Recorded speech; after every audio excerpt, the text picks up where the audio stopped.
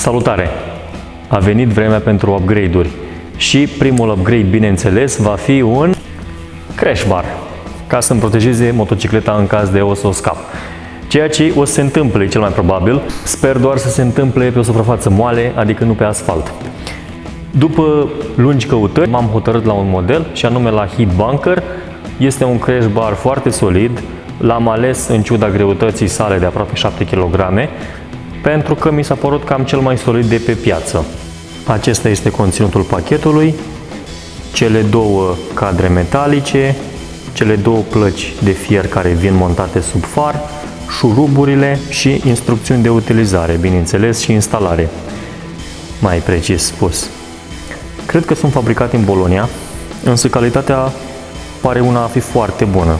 Deci sudurile sunt impecabile, chiar îmi place cum sunt făcute.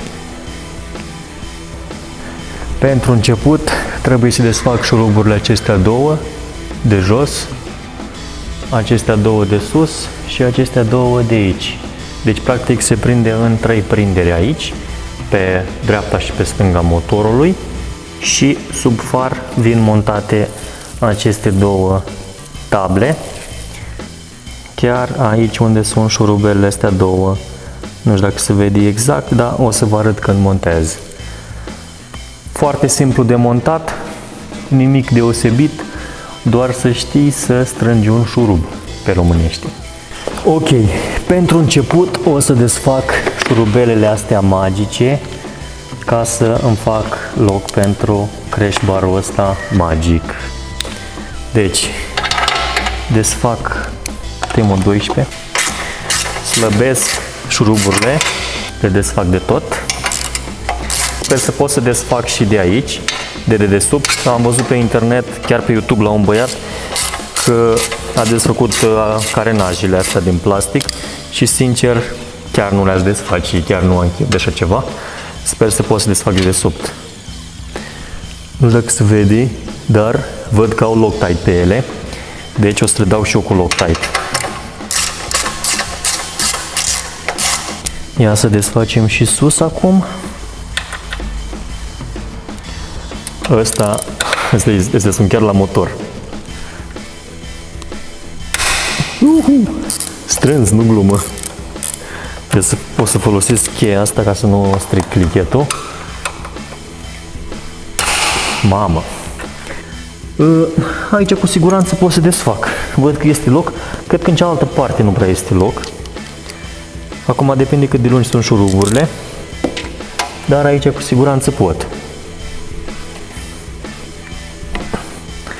Bă, dar le-au strâns nebuni ăștia un pic. Îmi place așa când e totul simplu. Nu trebuie să faci prea multe chestii. Chiar mi se pare mișto. Aici o să-mi caut o cheie fixă, adică inelară. Ca să vedem noi ce zice. Punem șuruburile într-o ordine, dar văd că și aici sunt date cu Loctite. Ups, cred că se mișcă cu tot cu radiatura.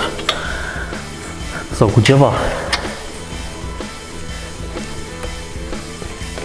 Nu prea îmi place treaba asta, dar ce poți să-i faci?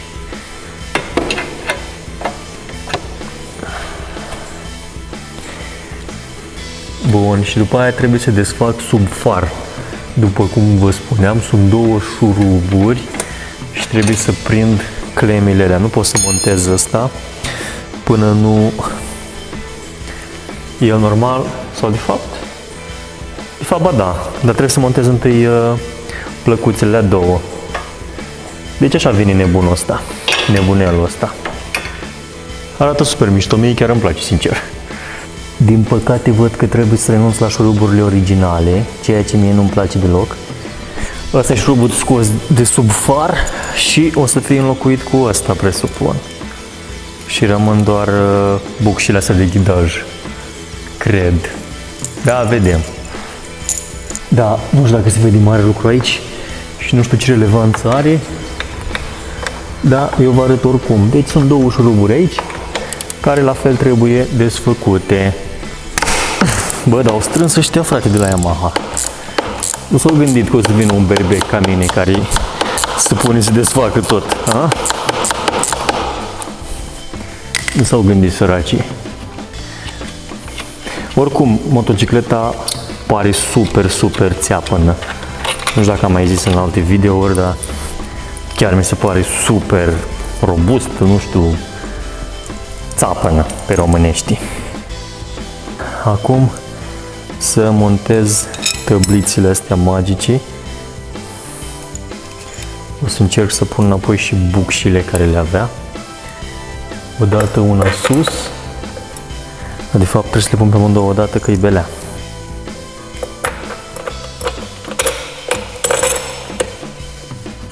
Așa.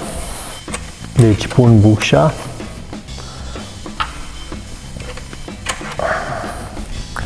Așa, acum tăblița.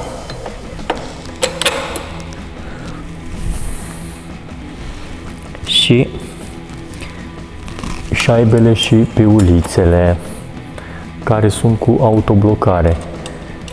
Piulițele. Măcar aici nu se vede că strălucește șurubul și piulița, dar pe lateral mă enervează, nu, chiar nu-mi place chestia asta, sincer.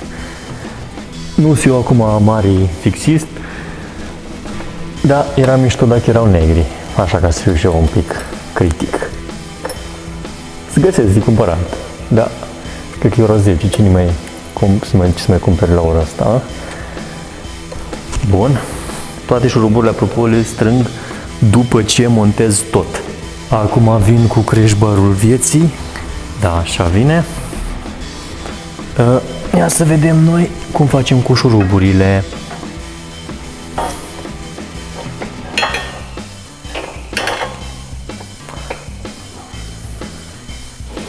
Deci, imbusurile astea erau sus. Ia să le punem de formă. Întâi verific dacă toate șuruburile merg băgate.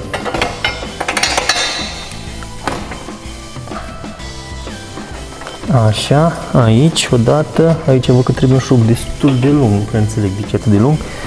Să văd dacă pot să-l pun și pe celălalt, dacă nu o să fiu nevoit să dau jos asta, cum am văzut. Pentru partea de sus o să folosesc șuruburile, deci aici o să folosesc șuruburile de aici, ca să nu le pun pe astea urite, că mă enervează. Și o să folosesc Loctite mediu, așa zic ei. Asta folosesc, un Loctite mediu. Deși eu zic că o să fie treaba bună, da? Dacă așa zic ăștia. Ia să-l dau și pe ăsta cu Loctite. Ideea este că abia după ce am prins tot, abia la final pot să strâng șuruburile de-a binelea. Apropo, acolo spune în instrucțiuni să desfaci întâi o parte și după aia cealaltă, după ce ai fixat partea asta, că altfel, dacă o miști acum, se întâmplă necazuri de românești. Ia să montez și jos.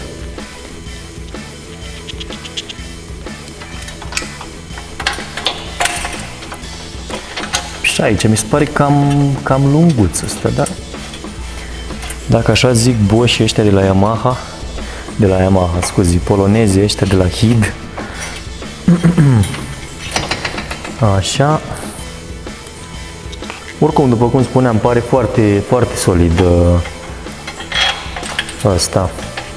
Pe viitor mă gândesc la o protecție pentru pompa de apă, apropo, pentru că asta pare destul de expusă și ea este, nu știu, nu e din metal în niciun caz, că nu atrage magnet, nu știu din ce material e. Sper să nu fie din plastic, sincer.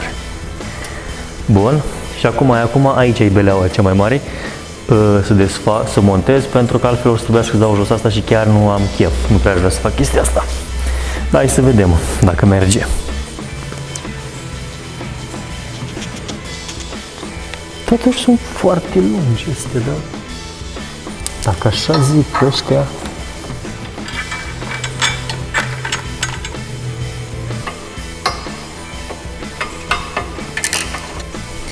Ok, am reușit să-l păcălesc cumva să intre aici, am tras un pic de chestia asta, însă în partea stângă nu știu dacă o să mai fiu așa de norocos. Deci cam asta e în partea asta. Ok, același lucru și în partea asta. Vedem acum dacă avem acces sau nu avem acces. La fel o să folosesc șuruburile astea mai lungi sus, pentru că de ce nu? Și pentru că e păcat de ele.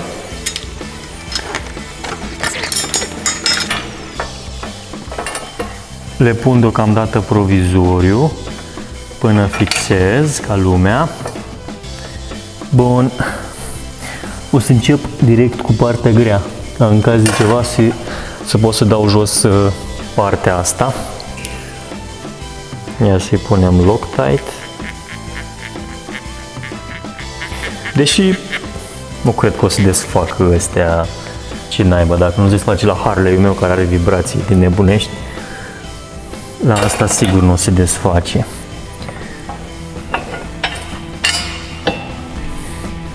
O să-l prind un pic și aici în față, ca să nu mă mai facă figuri și să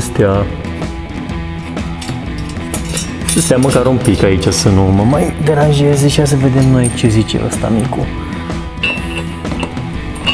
Aici e beleaua.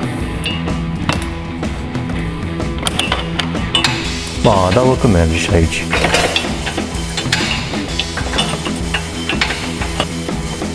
Ia să-l fixez eu și în găurica asta magică de jos, ca să-mi vină un pic mai ușor.